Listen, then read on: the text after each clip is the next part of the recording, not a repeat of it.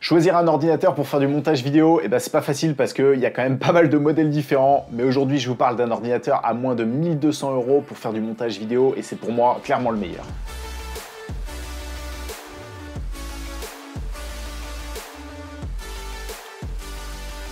Salut à tous et bienvenue dans Lumétrie, j'espère que vous allez tous très bien. Aujourd'hui, on va parler ordinateur, matériel, ou plutôt du moins d'un ordinateur en particulier, et vous allez voir, c'est quand même assez bluffant. Vous le savez, pour faire du montage vidéo, il vous faut un bon ordinateur, mais pas que, c'est le sponsor de la vidéo d'ailleurs, et c'est Zyro. Zyro, c'est un site qui est vraiment super parce que vous allez pouvoir créer un site web à votre goût. C'est vraiment un site qui est super abordable, qui est facile à utiliser, ou plutôt du moins qui est ultra facile à utiliser. En seulement quelques clics et sans aucune connaissance en termes de création de site web, vous allez être capable de créer votre site web à votre sauce et surtout à vos goûts. Donc clairement l'utilisation c'est ultra facile. En plus de ça, si vous galérez encore, ce qui est peu probable, vous avez une assistance qui est 24/24, 7 jours sur 7. Vous avez vraiment toutes les fonctionnalités possibles pour créer un site web, pour créer plutôt du moins un beau site web. Maintenant, on va parler du prix parce que là clairement c'est imbattable. J'ai jamais vu ça ailleurs pour le moment. Et grâce à mon code promo que vous allez avoir dans la description, vous allez pouvoir créer votre site. Et là, ça va vous revenir à moins de 5 € par mois. Donc c'est quand même un truc de fou. Et si vous trouvez que 5 € c'est trop cher, vous allez avoir 30 jours d'essai qui sont bien sûr sans engagement. Si vous voulez en savoir plus, vous avez le lien dans la description. Il faudra juste entrer mon code promo qui sera Lumétrie. Ça c'est important si vous voulez bénéficier de la réduction. On reprend donc, pour ceux qui savent, il y a quelques mois, j'ai complètement switché de Windows à Mac et pour moi, ça a été clairement une grosse révolution. J'avais toujours été sur Windows, comme je l'explique dans cette vidéo qui s'affiche juste ici, mais je sais bien qu'on n'a pas tous le budget parce que vous vivez peut-être pas de la vidéo aujourd'hui. Et d'ailleurs, c'est peut-être votre cas, vous n'avez pas forcément envie d'investir des milliers d'euros dans un ordinateur qui coûte quand même un bras. Aujourd'hui, c'est quand même une somme qui est importante. Et c'est pas forcément une bonne idée d'ailleurs, parce que je trouve qu'il y a d'autres alternatives. Vous n'avez pas besoin, si vous ne vivez pas de la vidéo, vous n'avez pas besoin d'investir des milliers d'euros dans un ordinateur qui va vous coûter un bras, clairement. Il y a quand même d'autres solutions. Et aujourd'hui, que vous soyez sur Windows ou sur Mac, peu importe, restez bien jusqu'à la fin de la vidéo parce que je suis sûr et certain que si aujourd'hui vous êtes sur Windows, vous allez complètement changer d'opinion par rapport à Mac parce que ça a été mon cas il y a quelques mois. Donc dites-le moi en commentaire, surtout à la fin de la vidéo, si c'est le cas ou si c'est pas le cas. Il y a maintenant à peu près un an, Apple a annoncé qu'ils arrêtaient de faire affaire avec Intel pour leurs processeurs. Et à la suite de cette annonce, ils ont sorti une puce qui est clairement révolutionnaire. Et je pèse mes mots quand je dis vraiment révolutionnaire. C'est cette puce c'est la puce qui s'appelle M1. Et en plus de sortir cette nouvelle technologie, ou plutôt du moins ce nouveau processeur, ils ont complètement révolutionné un peu leur prix Apple, parce qu'avant, et moi c'était mon cas d'ailleurs, j'étais sur Windows et je voulais pas switcher sur Apple parce que ça en valait pas la peine du tout. C'était beaucoup plus cher, à part pour l'écosystème et plein d'autres raisons. Mais voilà, je trouvais que c'était excessif, plutôt du moins hors de prix par rapport à ce qu'on pouvait trouver sur Windows en termes de performance plus ou moins équivalente. Et donc ils ont annoncé le MacBook Air, le M1 MacBook Air, et c'est juste incroyable parce que en termes de performance et en plus dans cette gamme de prix, je voulais chercher, il n'y a pas beaucoup d'ordinateurs qui arrivent à égaler la puce M1 aujourd'hui à l'heure où j'enregistre plutôt du moins cette vidéo. Et surtout pour nous qui sommes vidéastes, on a besoin quand même d'ordinateurs qui sont vraiment surpuissants pour pouvoir traiter les fichiers vidéo. Et en plus de ça, personnellement, moi j'avais besoin d'un ordinateur qui dure surtout dans le temps. Donc bien sûr, on est d'accord, le MacBook Air M1, il n'est pas du tout destiné à des professionnels comme moi qui font du montage plusieurs fois par semaine. Donc moi, j'avais vraiment absolument besoin d'une machine qui est très performante. Et c'est pour ça que j'ai choisi le MacBook Pro M1 Max en 64 Go. Mais j'ai aussi voulu faire des tests sur le MacBook Air M1 pour savoir un peu ce qu'il avait dans le ventre en termes de montage vidéo pour le montage vidéo. Donc aujourd'hui, la config que je teste, c'est le M1 MacBook Air en 8 Go. Donc 8 Go de RAM, c'est quand même très très bas pour faire du montage vidéo. Je vous conseille quand même plus de prendre un 16 Go de RAM, ce sera beaucoup plus confortable pour le montage vidéo. Mais vous allez voir, le 8 Go, c'est quand même assez bluffant. On va donc regarder ce que ça donne sur Premiere Pro, comment se comporte ce MacBook Air. Juste un truc à savoir, en arrière-plan, je vais avoir un logiciel qui fonctionne, ce qui s'appelle OBS, ça me permet tout simplement d'enregistrer mon écran. Donc ça, c'est à prendre en compte parce que ça ralentit aussi la machine. On va donc faire des tests avec des fichiers vidéo de Sony, de mon A7S III en 4K, 24 images par seconde, le tout en 10 bits et certains rushs aussi en 60 images par seconde, 10 bits et aussi en 120 images par seconde, 10 bits. Pour ceux qui ne savent pas, mais les caméras, les dernières caméras qui sortent, ils ont quand même des fichiers qui sont des codecs, plutôt du moins, qui sont quand même difficiles à lire. Et si on n'a pas un ordinateur super puissant pour pouvoir les lire, et ben c'est quand même compliqué pour le montage vidéo. Donc c'est parti, on va regarder directement ce que ça donne sur le MacBook Air. Donc je vais virer ça parce que j'en ai pas besoin. Ceux du MacBook Pro, je vais prendre le MacBook Air qui est juste ici. Donc on se retrouve sur Premiere Pro. Je vous le disais, on va tester plusieurs fichiers vidéo. On va commencer avec un 24 images par seconde pour voir un petit peu ce que ça donne. Là, je vais tout simplement le lire. Et vous avez vu, c'est impeccable. On n'a pas de saut d'image, c'est complètement fou. Pareil, quand je scroll, vous le voyez, l'image, elle est quand même super fluide. Elle est complètement fluide. J'avais pour ma part avant un Windows qui avait 32 Go de RAM. Impossible de faire ça. Impossible de faire ça. Là, on a quand même 8 Go de RAM. C'est un MacBook Air, donc c'est quand même assez fou. Donc le 4K log du Sony A7S III sur Premiere Pro avec le MacBook Air M1, et déjà c'est validé. Ensuite on va voir un autre plan, un plan de drone. Celui-ci c'est un plan du DJI R2S, donc qui est en 5,4K je crois, 5,2, je sais plus du tout. Ça demande des ressources supplémentaires à l'ordinateur. On va regarder un peu, voir ce que ça donne. Je vais me mettre par là. Okay. Déjà on a un retard, vous avez vu, on a déjà des sauts d'image. Ouais. Donc pareil, c'est un rush que j'ai filmé en 24 images par seconde. Ouais, donc là on a quand même des ralentis. Alors quand je scrolle un peu sur l'image, ouais, on a quand même des petits retards. Donc avec le 5,4K, ça marche pas de ouf. Maintenant on va tester avec un 60 images par seconde que j'ai filmé toujours avec le A7S III en 10 bits et en log, S-Log3. Donc pareil, on va regarder en lecture. Aucun problème. Franchement, c'est un truc de fou, quoi. C'est quand même un ordinateur qui a 8 Go de RAM, qui a un MacBook Air, quoi. Ouais, c'est quand même fou, quoi. Ouais, c'est malade, c'est un truc de malade. Et là, pareil, quand je scroll, on n'a pas de saut d'image, vous voyez. Ouais, ça fonctionne.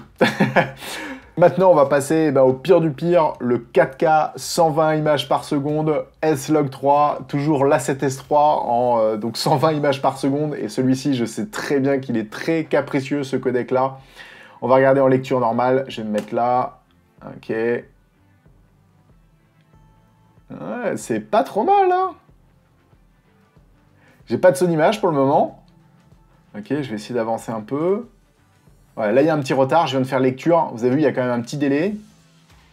Ouais, c'est quand même assez... Ouais, c'est quand même un truc de fou. Donc, en lecture, ça fonctionne. Maintenant, je vais scroller un peu pour voir un peu ce que ça donne.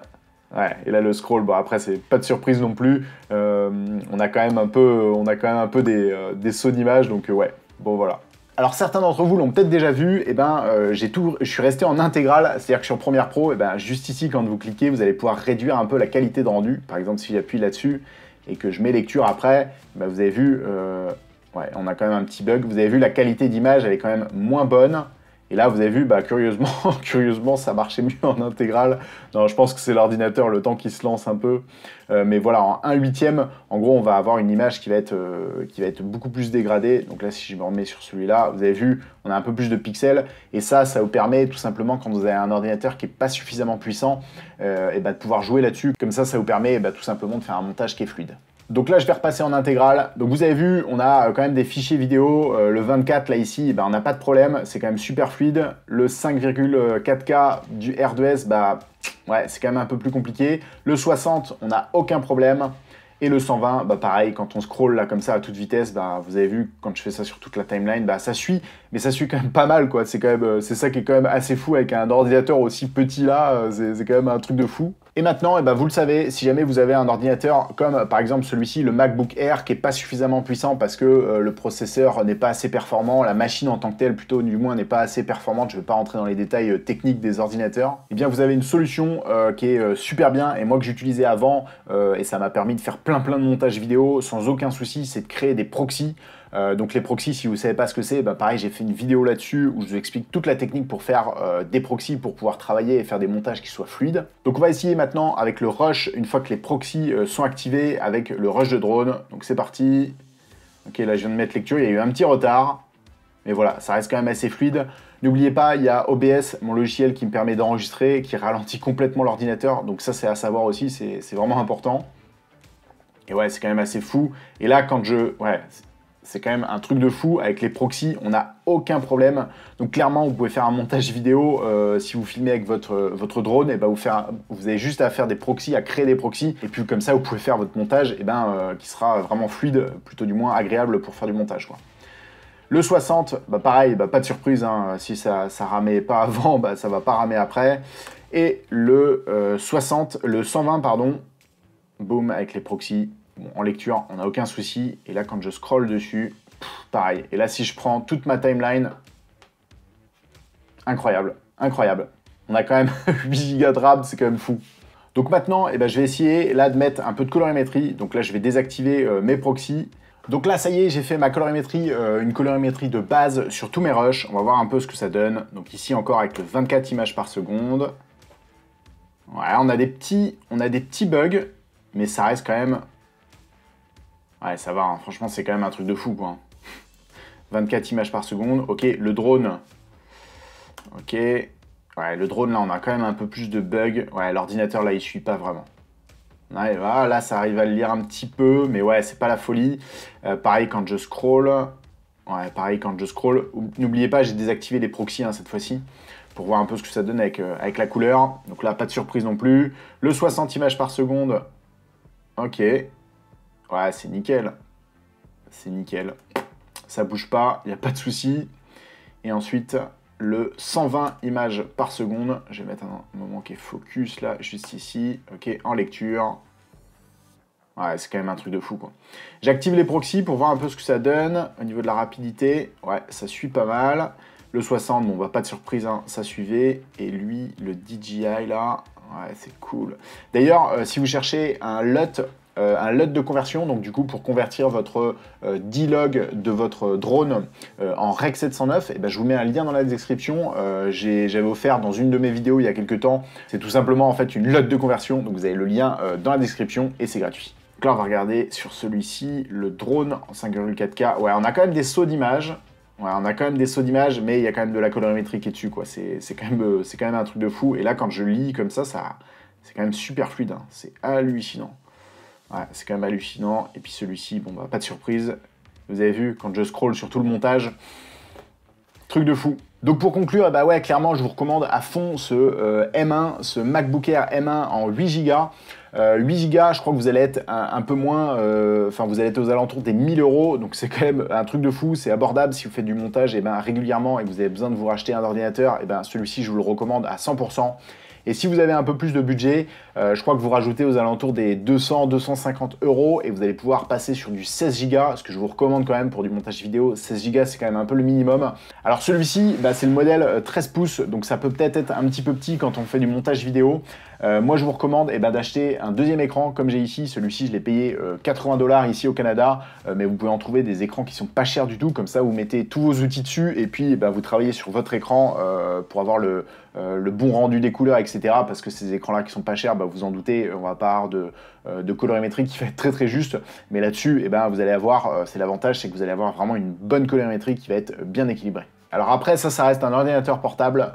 Bien sûr, tout le monde n'aime pas forcément les ordinateurs portables. Moi, pour ceux qui le savent, je suis un gros fan des ordinateurs portables. J'ai toujours eu des ordinateurs portables. Mais vous avez aussi, si vous n'aimez pas forcément les ordinateurs portables, vous avez le Mac Mini, et je crois qu'il est aux alentours de 800 €, donc encore moins cher que le MacBook Air. Et si vous prenez un peu plus de mémoire unifiée, donc si vous passez sur du 16 Go de RAM, ce que je vous recommande, je crois qu'on va être aux alentours des 1000 €, donc c'est quand même un truc de fou. Donc je sais pas vous ce que vous en pensez par rapport aux performances de ces nouvelles puces M1. Dites-le moi d'ailleurs en commentaire, ça sera super intéressant d'en discuter avec vous, de savoir si vous êtes plus Windows, si vous êtes plus Mac, et puis de me dire pourquoi. En tout cas, j'espère que cette vidéo va pouvoir vous aider si vous cherchez un nouvel ordinateur. Je sais qu'il faut bien réfléchir, ça coûte quand même assez cher, donc il faut bien prendre le temps d'analyser un peu quelles sont les performances de l'ordinateur dont vous avez besoin pour vos besoins. J'espère que ça vous aura plu cette vidéo, dites-le moi en commentaire, et puis sinon on se retrouve dans quelques jours pour une prochaine vidéo. D'ici là, portez-vous bien et faites des vidéos. Bye!